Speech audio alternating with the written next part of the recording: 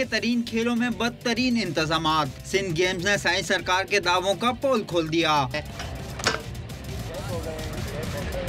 खेलों के आखिरी रोज साइकिल रेस और गधा गाड़ी रेस भी हुई। साइकिल रेस में कराची के अली इलियास ने कामयाबी हासिल की। गधा गाड़ी रेस में हिरन का बच्चा नामी गधे ने मैदान मारा। सिंध गेम्स में कराची के एथलीट्स ने शानदार कारकर्दगी दिखाते हुए 126 तलाई, 36 चांदी और 16 कांसी के तमगे हासिल किए। इख्तितामी तकरीब में मेहमान खुसूसी वजीर आला सिंध मुराद अली शाह ने फातेह खिलाड़ियों में इनामात तकसीम किए। Female player of the game. वजीर आला सिंध ने खेलों के इनेकाद पर खुशी का इजहार किया।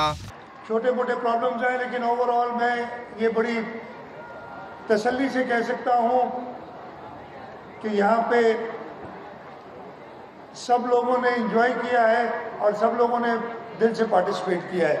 मैं कराची डिवीज़न जिन्होंने पहली पोजीशन हासिल की है उनको मुबारकबाद देता हूँ।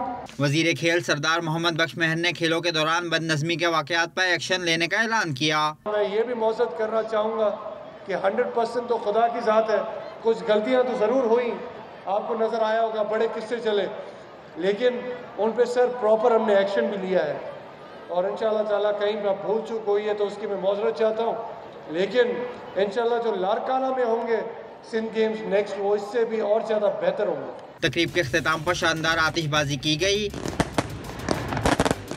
लेकिन सिंध गेम्स में आतिशबाजी भी महंगी पड़ गई, जिससे नेशनल कोचिंग सेंटर के दरख्तों में आग लग गई। एथलीट्स ने अपनी मदद आप के तहत आग बुझाई।